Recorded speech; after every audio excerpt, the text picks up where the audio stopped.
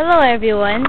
Today we're going to be seeing if you sprinkle pepper on somebody's nose, and we're going to see if they sneeze afterwards. Okay, hang on.